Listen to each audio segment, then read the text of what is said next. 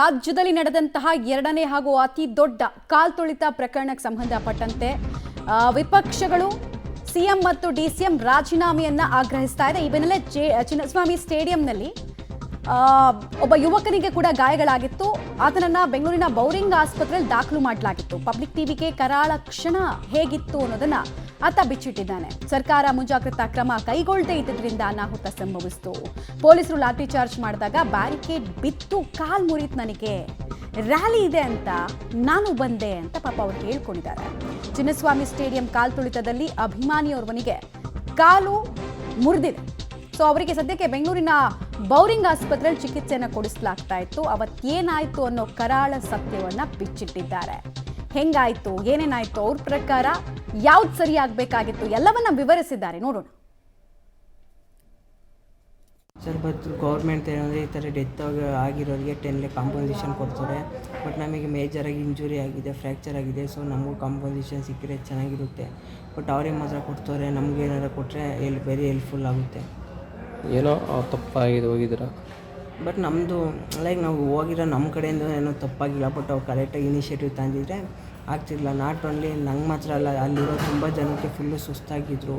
ಕೆಲವರು ಸಾಯೋ ಪೊಸಿಷನಿಗೆ ಹೋಗಿದ್ರು. ಸರ್ ನಾವು June 4th ಹೋಗಿದ್ದು. ಅರೌಂಡ್ 3:30ಗೆ ಸ್ಟೇಡಿಯಂ ಹತ್ರಕ್ಕೆ ಹೋಗಿದ್ದು. ಬಟ್ ಗೌರ್ಮೆಂಟ್ ಅವರು ರ್ಯಾಲಿ ಇದೆ ಅಂತ ಹೇಳಿದರು. RCB ಅವರು ಸುಮ್ಮನೆ ಪೋಸ್ಟ್ ಹಾಕಿದ್ರು, ಲೈಕ್ ಆ ಥರ ಓಪನ್ ಸ್ಟೇಡಿಯಮಲ್ಲಿ ರ್ಯಾಲಿ ಇದೆ ಅಂತ. ಇನ್ಫಾರ್ಮೇಷನ್ ಏನು ಗೌರ್ಮೆಂಟವರು ಕೊಟ್ಟಿರಲಿಲ್ಲ, ಅವರು ಕೊಟ್ಟಿರಲಿಲ್ಲ. ಸೊ ಅರೌಂಡ್ 3:30ವರೆಗೂ ಸ್ಟೇಡಿಯಮಲ್ಲಿ ಹೋಗಿದ್ವಿ. ಪೊಲೀಸರು ಸುಮ್ಮನೆ ಬೇಕಾಬಿಟ್ಟು ಲಾಠಿ ಚಾರ್ಜ್ ಆ ಥರ ಮಾಡ್ತಿದ್ರು. ಈಗ ನಾನು ಮುಂದಕ್ಕೆ ಹೋದೆ. ಆವಾಗ ಹಿಂದ್ಗಡೆಯಿಂದ ಕ್ರೌಡು ತಂತು. ಸ್ಟೇಡಿಯಮ್ ಅವರು ಏನು ಇನಿಷಿಯೇಟಿವ್ ತಂದಿರಲಿಲ್ಲ. ಸೊ ಆವಾಗ ಬ್ಯಾರಿಕೇಡ್ ನನ್ನ ಕಾಲ ಮೇಲೆ ಬಿತ್ತು. ನಾನು ಬ್ಯಾರಿಕೇಡ್ ಮೇಲೆ ಫುಲ್ ಜನಗಳೆಲ್ಲ ಬಿದ್ದರು. ಸೊ ಅದರಿಂದ ಲೆಗ್ ಫ್ರ್ಯಾಕ್ಚರ್ ಆಯಿತು. ಅವರು ಸತ್ತವರಿಗೆ ಏನೋ ಕಾಂಪನ್ಸೇಷನ್ ಕೊಡ್ತಾರೆ 10 lakh. ಬಟ್ ನಮಗೆ ಆಫ್ಟರ್ 2-3 months ಏನು ಗೊತ್ತಿಲ್ಲ. ಬಟ್ ನಮಗೂ ಕಾಂಪನ್ಸೇಷನ್ ಸಿಕ್ಕಿದ್ರೆ ಚೆನ್ನಾಗಿರುತ್ತೆ. ಅವತ್ತೇನು ತುಂಬ ನೂಕುನುಗ್ಲಿತ್ತಾ ಬ್ಯಾರಿಕೇಡ್? ಅದು ಸಿದ್ದರಾಮಯ್ಯ ಅವರು ಹೇಳಿರೋದು ಬರೀ 3 to 4K ಮೆಂಬರ್ಸ್ ಬರ್ತಾರೆ ಅಂತ. ಬಟ್ ಅಲ್ಲಿ ಬಂದಿದ್ದೆ 2 to 3 lakhs ಮೆಂಬರ್ಸ್ ಬಂದಿರು.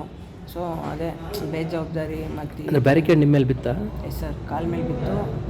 ಬ್ಯಾರಿಕೇಡ್ ಮೇಲೆ ಜನಗಳು ಬಿದ್ದರು. ಸೊ ಹಂಗಾಗಾಯ್ತು ಅದು. ಲಾಠಿ ಚಾರ್ಜ್ ಮಾಡಿದಾಗ ಓಡೋಗೋಕ್ಕಾಗಿದೆ. ಲಾಠಿ ಚಾರ್ಜ್ ಮಾಡೋಕ್ಕೆ ನಾವು ಪಕ್ಕದಲ್ಲಿ ಹೋಗೋಕ್ಕೂ ಆಗಿಲ್ಲ, ಲೈಕ್ ಅಷ್ಟೊಂದು ಕ್ರೌಡ್ ಇತ್ತು. ಇವಾಗ ಏನು ಹೇಳಿದ್ರು ಡಾಕ್ಟ್ರು? ಸರ್ ಡಾಕ್ಟ್ರ್ ಅದೇ ರಿಕವರ್ ಆಗುತ್ತೆ, ಬಟ್ ಇಟ್ ಟೇಕ್ಸ್ ಟೈಮ್ ಅಂತ ಹೇಳೋರೆ.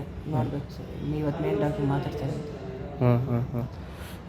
ಅಂದರೆ ತಾವು RCB ಟೀಮ್ ನೋಡೋಣ ಅಂತ ಹೋಗಿದ್ರಿ? ಸರ್ ಅದೇ ಕಾಲೇಜಲ್ಲಿ ಒಂದು ಸ್ವಲ್ಪ ಕೆಲಸ ಇತ್ತು. ಆಮೇಲೆ ಅದು ಮುಗಿಸ್ಕೊಂಡು ಸ್ಟೇಡಿಯಂ ಹತ್ರಕ್ಕೆ ಹೋದ್ವಿ. ಸೊ ಹಂಗಾಗಿ ಈ ಥರ ಆಯಿತು. ಈಗೇನು ಹೇಳ್ತೀರಾ ಸರ್, ಈ ಥರ ಆಗಿದೆ, ಸರ್ಕಾರ ಏನು ಒತ್ತಾಯ ಮಾಡ್ತಾರೆ ಸರ್ಕಾರಕ್ಕೆ? ಸರ್ ಅದೇ ಸರ್ಕಾರ ಅವರು ಇನಿಷಿಯೇಟಿವ್ ತಂದಿರಲಿಲ್ಲ, ಲೈಕ್ ಒಳ್ಳೆ ಸೆಕ್ಯೂರಿಟಿ ಫೋರ್ಸ್ನೂ ಹಾಕಿರಲಿಲ್ಲ. ಸರ್ ಬಟ್ ಗೌರ್ಮೆಂಟ್ ಏನಂದರೆ ಈ ಥರ ಡೆತ್ ಆಗಿರೋರಿಗೆ 10 lakh ಕಾಂಪನ್ಸೇಷನ್ ಕೊಡ್ತಾರೆ. ಬಟ್ ನಮಗೆ ಮೇಜರಾಗಿ ಇಂಜುರಿ ಆಗಿದೆ, ಫ್ರ್ಯಾಕ್ಚರ್ ಆಗಿದೆ. ಸೊ ನಮಗೂ ಕಾಂಪನ್ಸೇಷನ್ ಸಿಕ್ಕರೆ ಚೆನ್ನಾಗಿರುತ್ತೆ. ಬಟ್ ಅವ್ರಿಗೆ ಮಾತ್ರ ಕೊಡ್ತಾರೆ. ನಮಗೆ ಏನಾರು ಕೊಟ್ಟರೆ ವೆರಿ ಹೆಲ್ಪ್ಫುಲ್ ಆಗುತ್ತೆ. ಏನೋ ತಪ್ಪಾಗಿದೆ ಹೋಗಿದ್ದೀರಾ. ಬಟ್ ನಮ್ಮದು ನಾವು ಹೋಗಿರೋ ನಮ್ಮ ಕಡೆಯಿಂದ ಏನೋ ತಪ್ಪಾಗಿಲ್ಲ. ಬಟ್ ಅವ್ರು ಕರೆಕ್ಟಾಗಿ ಇನಿಷಿಯೇಟಿವ್ ತಂದಿದ್ರೆ. ಗಂಭೀರವಾಗಿ ಗಾಯಗೊಂಡಿರುವಂತಹ ಯುವಕ ತಮ್ಮ ಅಳಲನ್ನು ತೋಡ್ಕೊಳ್ತಾ ಇರೋದನ್ನು ಗಮನಿಸ್ತಾ ಇದ್ದಾರೆ. ಒಂದು ಪರಿಹಾರದ ಹಣದ ನಿರೀಕ್ಷೆಯಲ್ಲಿದ್ದಾರೆ. ಸಹಜವಾಗಿ ಅವರ ಕುಟುಂಬ ಆರ್ಥಿಕ ನಷ್ಟದಲ್ಲಿದ್ದ ಕಾಣಿಸ್ತಾ ಇದೆ, ಅವ್ರು ಹೇಳ್ತಾ ಇರೋದು ನೋಡ್ತಾ ಇದ್ದಾರೆ. ಆಮೇಲೆ ಅವತ್ತಿನ ದಿನ ಇವ್ರು ಹೋಗಿರ್ತಾರೆ, ಇವ್ರ ಮೇಲೆ ಬ್ಯಾರಿಕೇಡ್ ಬೀಳುತ್ತೆ, ಕಾಲ್ ಮೇಲೆ. ಆ ಬ್ಯಾರಿಕೇಡ್ ಮೇಲೆ ಜನ ಬೀಳ್ತಾರೆ. ಅಂದರೆ ಇಮ್ಯಾಜಿನ್ ಮಾಡ್ಕೊಳ್ಳಿ ನೀವು, ಬ್ಯಾರಿಕೇಡೇ ಎಷ್ಟು ಭಾರ ಇರುತ್ತೆ. ಒಂದು ಕಾಲ್ ಮೇಲೆ ಬಿದ್ದಾಗ ಪರಿಸ್ಥಿತಿ ಆಲ್ಮೋಸ್ಟ್ ಲೆಗ್ ಫ್ರ್ಯಾಕ್ಚರ್ ಆಗಿರುತ್ತೆ. ಅದ್ರ ಮೇಲೆ ಮತ್ತೆ ಜನ ಒಬ್ಬೊಬ್ಬರು ಅಟ್ಲೀಸ್ಟ್ ಮಿನಿಮಮ್ ಒಂದು 60 kg 70 kg ಇದ್ರು, ಸುಮಾರು ಜನ ಬಿದ್ದರು ಅಂತ ಅವ್ರು ಹೇಳ್ತಾ ಇದ್ದಾರೆ. ಇನ್ನು ಆ ಕಾಲಿನ ಸ್ಥಿತಿ ಹೇಗಿರಬಾರ್ದು.